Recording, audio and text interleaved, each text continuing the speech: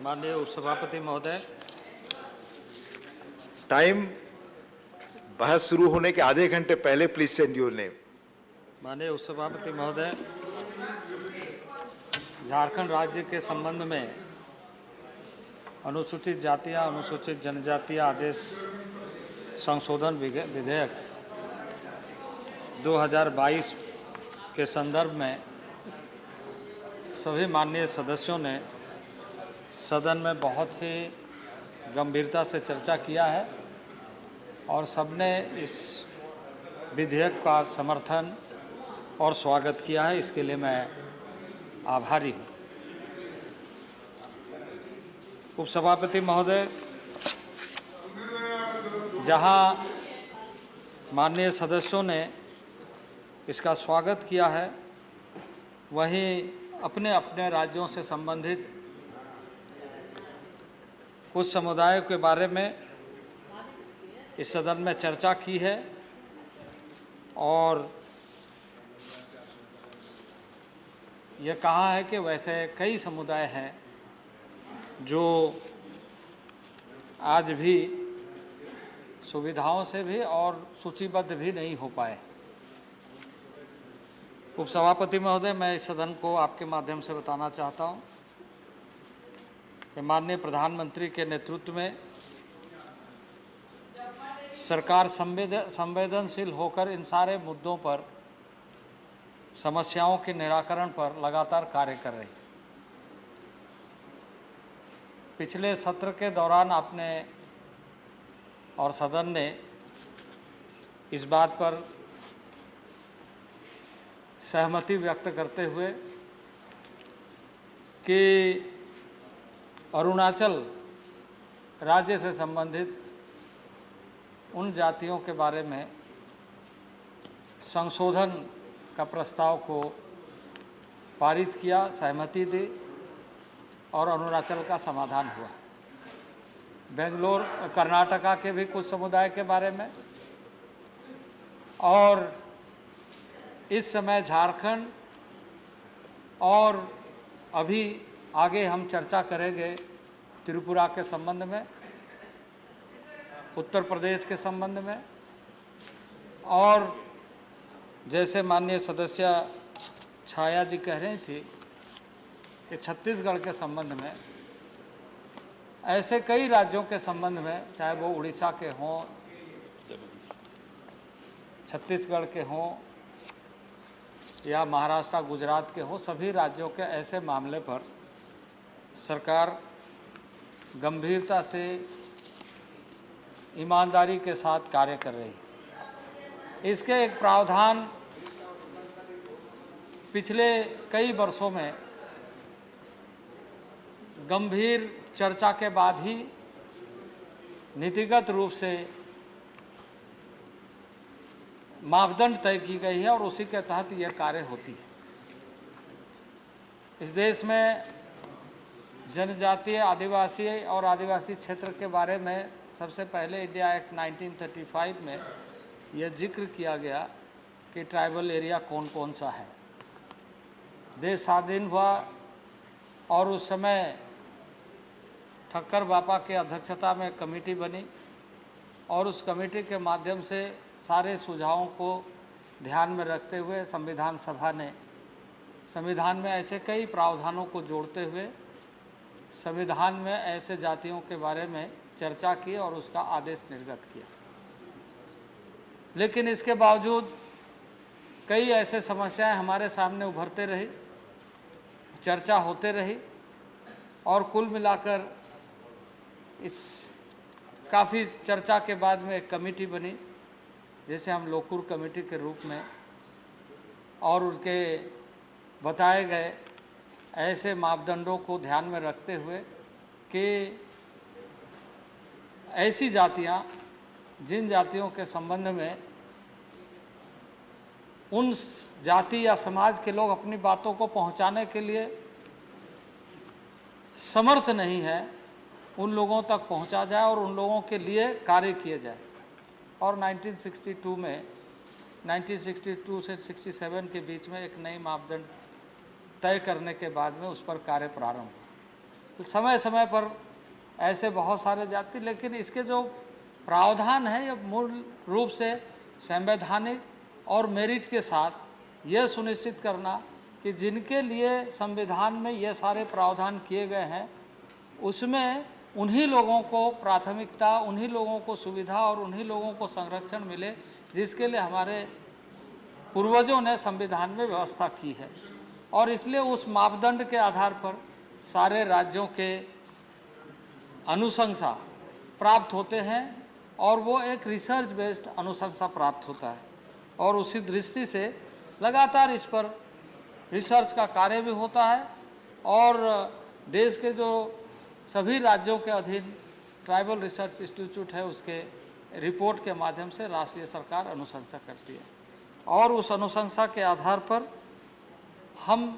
यहाँ पर जो हमारे मापदंड के अनुसार व्यवस्था है कि रजिस्ट्रार जनरल ऑफ इंडिया के उस मंतव्य को, जिससे कि क्योंकि सेंसस और कास्ट सेंसस ये सारा कार्य आरजीआई के अंडर में होता है। आरजीआई देश का पूरा सेंसस करता है और ख़ास करके schedule tribe and schedule caste का सेंसस करता है और उसके आबादी के बारे में एक शेड्यूल कास्ट हो या शेड्यूल ट्राइब हो उसके अलग से एक रिपोर्ट प्रस्तुत करती है। तो इस दृष्टि से उसके मंतव्य के साथ विचारार्थ लाया जाता है।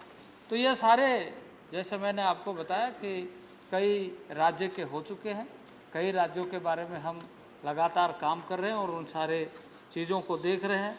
और अभी सभी माननीय सदस्यों ने, चाहे वो अभिरंजन विश्वास जी बंगाल से हो, उन्होंने भी कम्युनिटी के बारे में कहा है, गोवा के संदर्भ में कहा है और हमारे KRN राजकुमार जी ने भी कई कम्युनिटी के बारे में कहा है।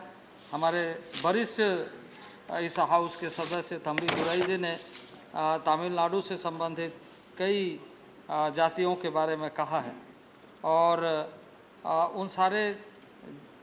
जातियों के बारे में मैं करंट स्टेटस क्या है उसकी जानकारी दूंगा, क्योंकि यह सारा विषय मेरिट का है। मेरिट के तहत सारे संस्थाएं अपने काम करते हैं और उसके आधार पर ये सारी सूचियां बनती है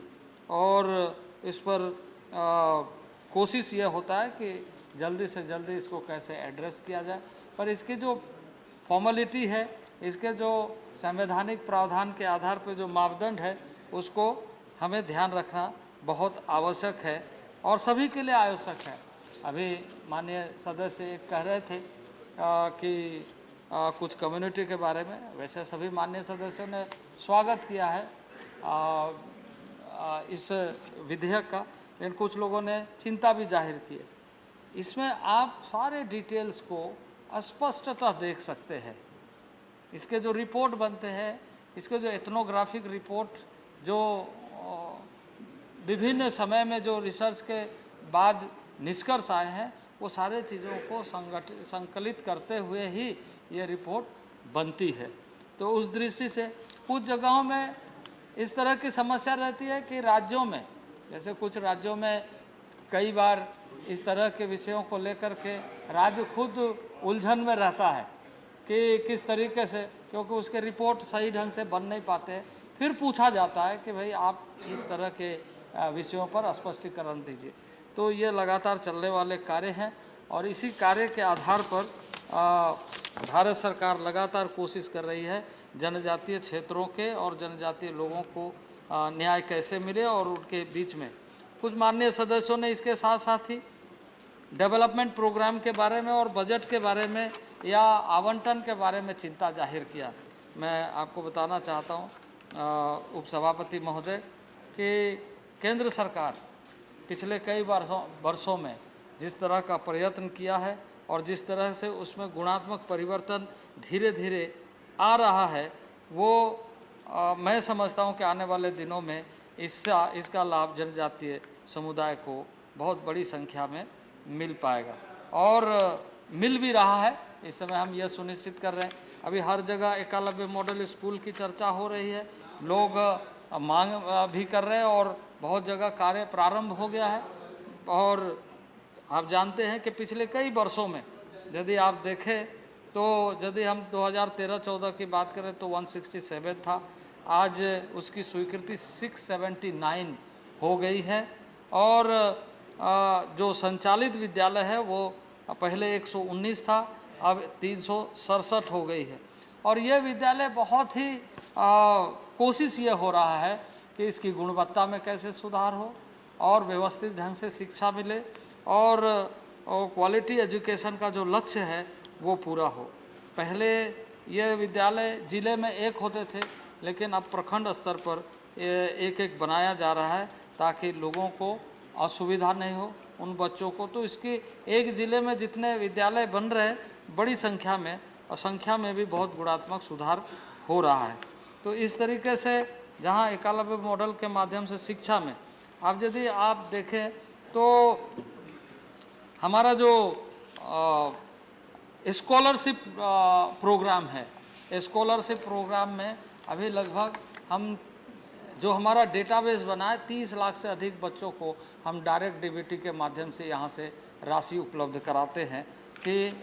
और उसमें राज्यों का भी, कुछ राज्यों का 25% अंशदान होता है, 75% हम केंद्र के तरफ से देते हैं और कुछ राज्यों का 90-10, जैसे नॉर्थ ईस्ट के जो क्षेत्र में रहने वाले विद्यार्थी है उसको 90% हम अंशदान देते हैं। तो एजुकेशन में जिस तरीके से कार्य कर रहे हैं उसी तरीके से हेल्थ में भी कर रहे हैं और हेल्थ का प्रोग्राम भी उसी ढंग से चल रहा है। इस तरीके से यदि हम ट्राइबल एरिया और ट्राइबल लोगों का यदि हम कहें तो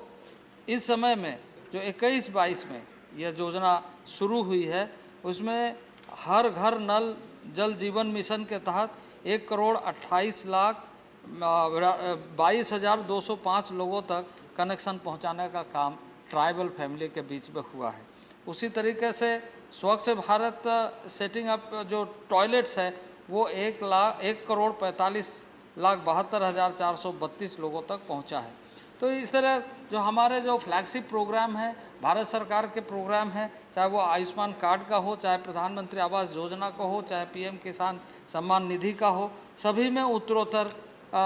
वृद्धि हो रही है। वृद्धि क्या हो रही है, इसको प्रारंभ किया गया है, एक लक्ष्य के साथ चल रहा है।